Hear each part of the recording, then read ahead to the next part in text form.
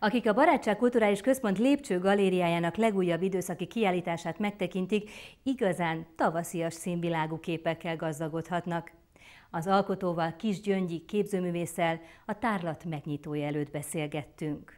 Legutóbb, amikor beszélgettünk, akkor még a szakstúdió régi kis otthonában volt egy kiállítása. Egészen más volt a színvilág, az érzelemvilág, most valami nagyon új, valami nagyon friss született, amiből itt most egy kiállítás látható a Lépcső galériában. Valóban ön is úgy érzi, hogy ez valami új? Igen, egy teljesen új világ, egy új világkép. Ugye eltelt egy kis idő, és ilyenkor azért sok mindenen átmegy az ember, és jelentheti az életében egy-egy válság, hogy meg kell, hogy újuljon.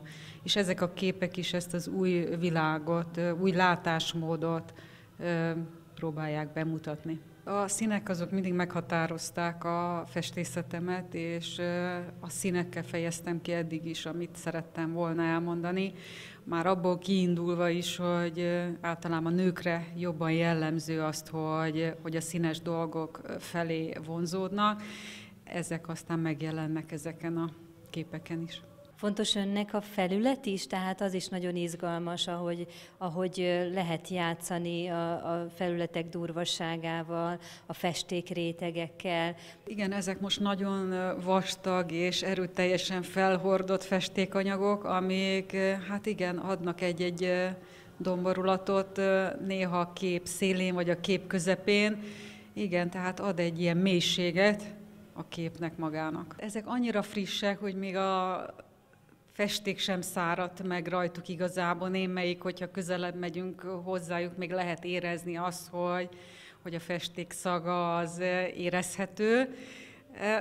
Nagyon új dolgok, és hát csak azt tudom mondani, hogy ezt nagyon nehéz nekem verbálisan megfogalmazni. Azért, mert hogy képek, ezek elég mélyen vannak benne az emberben, és hogy miután szóban ez verbálisan nem nagyon tud megjelenni, ezért jelenik meg képileg. Tehát én inkább azt szeretném, hogy az emberek megnézzék, és elgondolkozzanak, vagy érezzenek valamit egy-egy kép előtt. Én magam sem tudom megfogalmazni, hogy mit is jelentenek ezek a képek. Ezért is raktam ki Krasznahorkai Lászlónak az idézetét, ami talán beszél ezekről a képekről, és remélem érthetőbbé teszi őket. Krasznahorkai Lászlónak a Megy a világ című könyvének az egyik fejezetét raktam ki ide előre. Nagyon szeretem az ő írásait, és nagyon nagyra tartom az ő tevékenységét.